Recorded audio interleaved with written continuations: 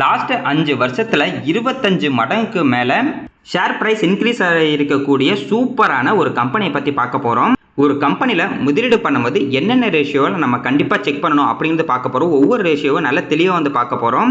ஒரு கம்பெனியை எப்படியெல்லாம் அனலைஸ் பண்ணணும், எந்த மாதிரி டைம்ல நம்ம முதலீடு பண்ணா நமக்கு அதிகமான லாபம் கிடைக்கும் அப்படின்னு பார்க்க போறோம்.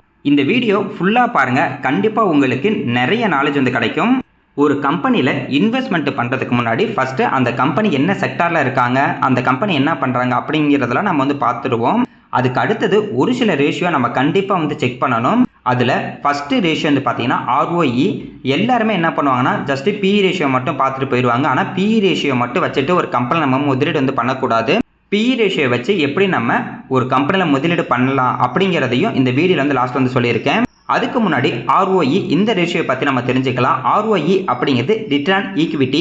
இந்த ரேஷியோல இருந்து நம்ம என்ன தெரிஞ்சுக்கலாம்னா, நம்மளோட ஷேர் ஹோல்டர்ஸ் ஈக்விட்டி, அதாவது நம்ம இப்போ நம்மளாம் பார்த்தீங்கன்னா ஒரு ஸ்டாக்கை வாங்கினோம்னா நம்ம அதோட ஷேர் ஹோல்டர்ஸாக இருப்போம். நம்மளோட அமௌண்ட்டை ஒரு கம்பெனி எப்படி யூஸ் பண்ணுறாங்க அப்படிங்கிறது ROEலேருந்து நம்மளால தெரிஞ்சுக்க முடியும்.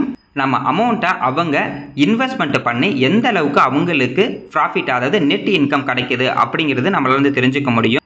மினிமம் ROE பார்த்தீங்கன்னா 15% மேலே ஒரு கம்பெனிக்கு இருக்குது அப்படின்னா அது நல்ல ரேஷியோ அப்படின்னு நம்ம எடுத்துக்கலாம். மினிமம் 15%. இதுவே 20-30% மேலே இருந்துச்சு அப்படின்னா அந்த கம்பெனி நம்மளோட ஷேர் ஹோல்டர்ஸ் ஈக்விட்டி பார்த்தீங்கன்னா சூப்பராக யூஸ் பண்ணுறாங்க அப்படிங்கிறத நம்ம தெரிஞ்சுக்கலாம்.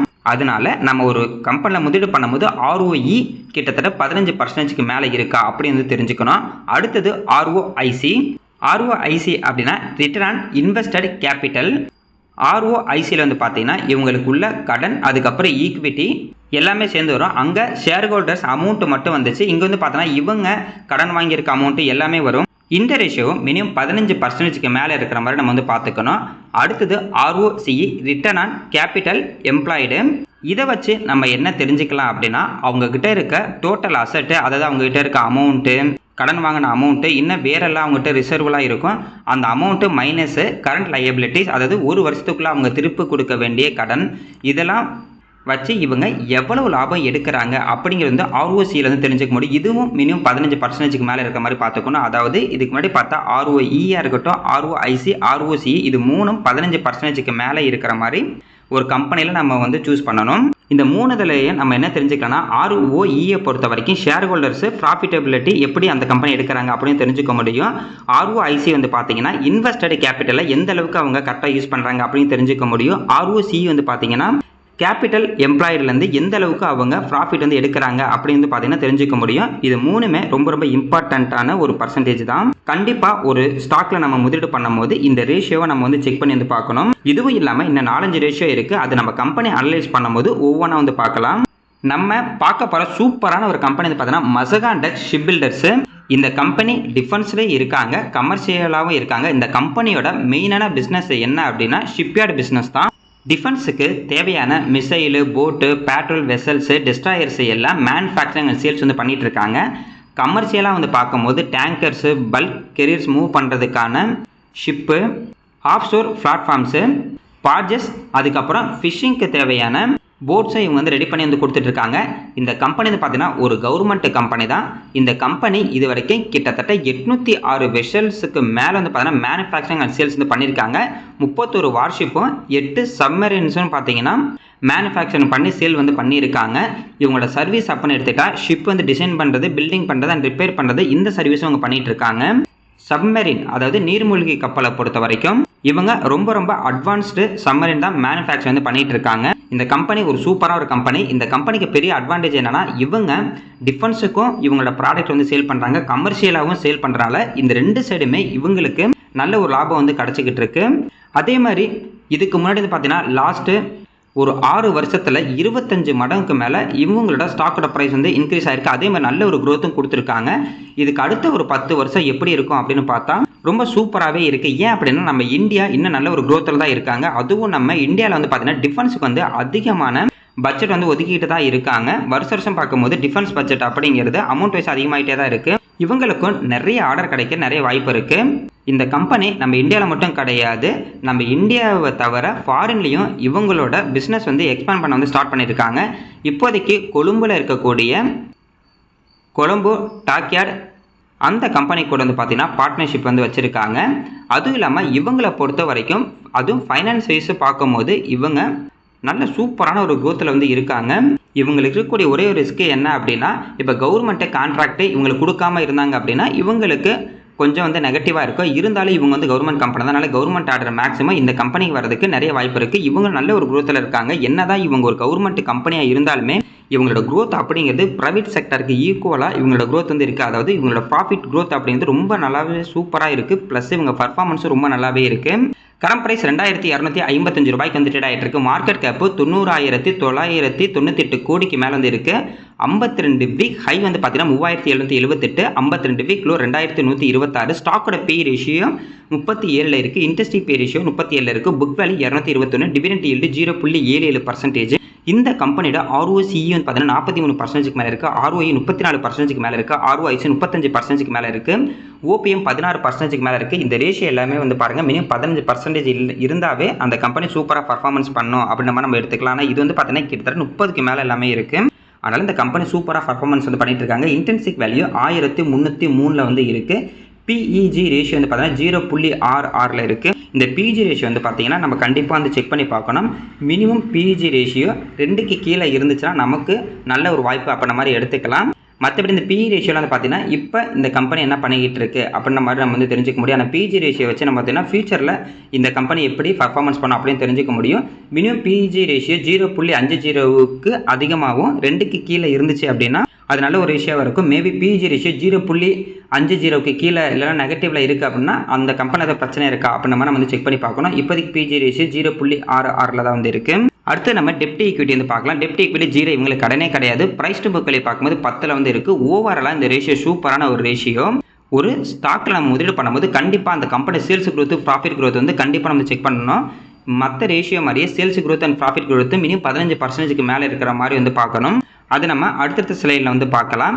அடுத்தது நம்ம இவங்களோட ப்ராஃபிட் அண்ட் லாஸ் ஸ்டேட்மெண்ட் வந்து பார்க்கலாம். ஏன் அப்படின்னா ஒரு கம்பெனியோட ப்ராஃபிட் எந்த அளவுக்கு அதிகமாகுதோ அந்த அளவுக்கு அந்த ஸ்டாக்கோட ப்ரைஸ் லாங் டர்ம் வந்து பர்ஃபார்மன்ஸ் வந்து பண்ணணும். மார்ச் 2015 இவங்களோட சேல்ஸ் 3605 கோடியாகவும் நெட் ப்ராஃபிட் வந்து பார்க்கும்போது 516 கோடியாக இருந்திருக்கு. இப்போ மார்ச் 2025 இவங்களோட சேல்ஸ் 11,432 கோடியாகவும் நெட் ப்ராஃபிட் 2,414 கோடியாக வந்து இருக்குது. லாஸ்ட் 5 வருஷமாக சூப்பரான ஒரு பர்ஃபார்மன்ஸ் வந்து இருந்திருக்காங்க. மார்ச் 2020 பார்த்தா கூட 471 கோடி உங்களோட ப்ராஃபிட். அதுக்கப்புறம் பாருங்கள் இயர் வந்து அதிகமாகிட்டே இருக்குது உங்களோட ப்ராஃபிட்டை. ஆனால் லாஸ்ட்டு இப்போ மார்ச் 2026 தான் வந்து பார்த்தீங்கன்னா இவங்களோட ப்ராஃபிட்டு கொஞ்சம் கம்மியாகிற மாதிரி இருக்குது. அதனாலே இந்த ஸ்டாக்கோட ப்ரைஸ் வந்து பார்த்தீங்கன்னா கீழே வந்து போய்கிட்டு இருக்கு. ஆனால் ப்ராஃபிட் அண்ட் லாஸ் ஸ்டேட்மெண்ட் ரொம்ப சூப்பராகவே இருக்குது. இயர் ஆன் இயர் பார்க்கும்போது நல்ல ஒரு பர்ஃபார்மன்ஸ் கொடுத்துட்ருக்காங்க. பார்க்கலாம் இந்த குவார்ட்டர் நல்ல ஒரு பர்ஃபார்மன்ஸ் கொடுத்தாங்கன்னா ரொம்ப நல்லாயிருக்கும். அடுத்து நம்ம இவங்களோட பேலன்ஸ் ஷீட் வந்து பார்க்கலாம். பேலன்ஸ் ஷீட்டை பொறுத்தவரைக்கும் ரிசர்வ் பார்ப்போம், பாரோயிங் பார்ப்போம், ஃபிக்ஸ்ட் அசெட் வந்து பார்ப்போம். ரிசர்வ் அப்படிங்கிறது 8709 கோடி இருக்குது செப்டம்பர் 2025. அப்படின்னா இந்த கம்பெனி கிட்ட 8709 கோடி அப்படியே காசாகி வச்சுருக்காங்க. கடன் அப்படிங்கிறது வெறும் 2 கோடி தான் இருக்குது. அதனால் இதெல்லாம் வந்து அதிகம் கடனாக மாதிரி எடுத்துக்க முடியாது. ஏன்னா 8700 கோடி இவங்ககிட்ட பணம் இருக்குது. ஃபிக்ஸ்ட் அசெட்டை பொறுத்த வரைக்கும் 1444 வந்து இருக்குது. இதுக்கு பதிலாக ரிசர்வ் குறைஞ்சும் கடன் வந்து அதிகமானுச்சு அப்படின்னா அது வந்து டேஞ்சர் அப்படின்ற மாதிரி வந்து அர்த்தம். இந்த கம்பெனியோட பேலன்ஸ் ஷீட் வந்து நல்லாவே இருக்குது. அடுத்தது இவங்களோட CAGR வந்து பார்க்கலாம். அதாவது sales growth and profit growth வந்து பார்க்கலாம். இந்த கம்பெனிக்கு லாஸ்ட் 5 வருஷத்தில் சேல்ஸ் growth 18%, ப்ராஃபிட் growth 38% வந்து இருக்குது. இது ரெண்டுமே கம்பெனியோட sales growth and profit growth minimum 15%க்கு மேலே தான் இருக்குது. ஆனால் லாஸ்ட் ஒரு வருஷத்தில் மட்டும் இவங்களோட சேல்ஸ் growth 9%, ப்ராஃபிட் growth நெகட்டிவில் இருக்குது. நெகட்டிவ் மீன்ஸ் உங்களுக்கு வந்து லாஸ் கிடையாது. இதுக்கு முன்னாடி இருந்த growth விட இப்போ வந்து கம்மியாக இருக்குது அப்படின்ற மாதிரி வந்து அர்த்தம். ஸ்டாக்கோட ப்ரைஸும் பாருங்கள் அதுக்கு ஏற்ற மாதிரி லாஸ்ட் 5 வருஷத்தில் 84%, அதாவது 5 வருஷத்துக்கு முன்னாடி இந்த ஸ்டாக்கில் ஒருத்தர் முதலீடு பண்ணியிருந்தாருன்னா வருஷம் 84% இந்த ஸ்டாக்கோட ப்ரைஸ் அதிகமாக இருக்கும்.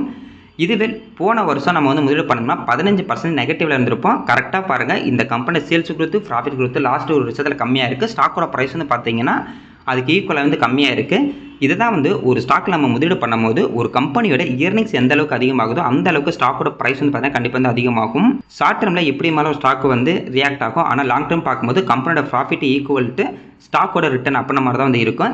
ரிட்டர்ன் ஈக்விட்டி வந்து பார்த்தீங்கன்னா 30%க்கு மேலே இருக்குது. சூப்பரான ஒரு ரிட்டர்ன் ஈக்விட்டி.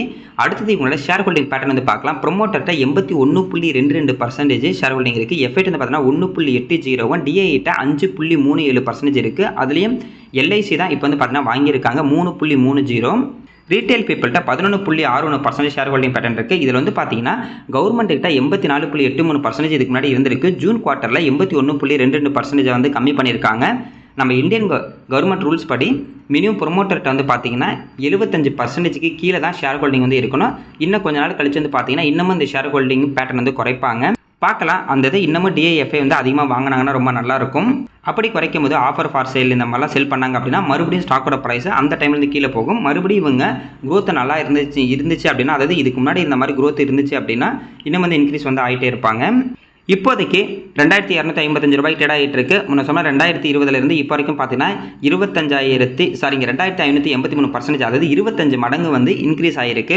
பார்க்கலாம் இதே குரோத்தில், அதாவது இதுக்கு முன்னாடி இந்த குரோத்தில் இந்த கம்பெனி இருந்துச்சுன்னா கண்டிப்பாக இதே ரிட்டர்ன் வந்து நம்ம ஃபியூச்சர்லேருந்து எதிர்பார்க்கலாம். அடுத்தது இவங்க டிவிடெண்டை பொறுத்த வரைக்கும் வருஷத்துக்கு 3 தடவை டிவிடெண்ட் கொடுத்துக்கிட்டு இருக்காங்க. 2025 ஏப்ரல், செப்டம்பர், நவம்பர் 3 மாதம் டிவிடெண்ட் கொடுத்தாங்க. இப்போ 2026 பிப்ரவரி மாதம் ஒரு தடவை டிவிடெண்ட் கொடுத்துட்டாங்க. போனஸ் இது வரைக்கும் அது கொடுத்ததில்ல. ஆனால் ஸ்பிளிட் வந்து பண்ணியிருக்காங்க. 2024 ₹10 இருக்க ஃபேஸ் வேல்யூ ₹5 மாற்றுறாங்க அப்படின்னா ஒரு ஷேர் 2 ஷேர் வந்து ஸ்பிளிட்டாக இருக்கும். ரைட் சைடில் வந்து பார்த்தீங்கன்னா ஸ்டாக்கோட ப்ரைஸ் கிடையாது, ஸ்டாக்கோட பி ரேஷியோ. இந்த கம்பெனி அதிகமாக வந்து பார்த்தீங்கன்னா 60 பி ரேஷியோ வரைக்கும் போயிருக்கு.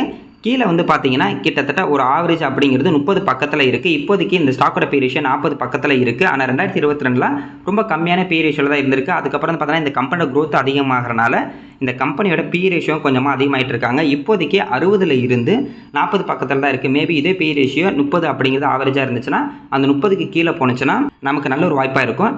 நிறைய பேர் இங்கே என்ன பண்ணுவாங்கன்னா பி ரேஷியோ வச்சு பார்க்கும்போது இந்த கம்பெனியோட ஹிஸ்ட்ரி பி ரேஷியோ வச்சு தான் செக் பண்ணுவாங்க. அதாவது ஒரு கம்பெனியோட பி ரேஷியோ அதோட ஹிஸ்ட்ரி ஹையை போய் டச் ஆகும்போது சேல் பண்ணிவிடுவாங்க, ஸ்டாக்கை சேல் பண்ணி லாபம் எடுத்துருவாங்க.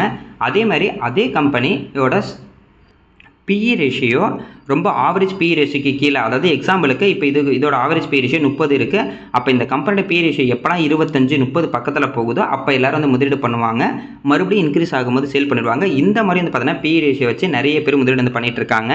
இந்த கம்பெனி வந்து பார்த்தீங்கன்னா சூப்பரான ஒரு கம்பெனி, நல்ல ஒரு டிஃபென்ஸ் கம்பெனி. இப்போதைக்கு அதோட ஹைலேருந்து லோ ப்ரைஸில் தான் வந்து ட்ரேட் ஆகிட்டு இருக்கு.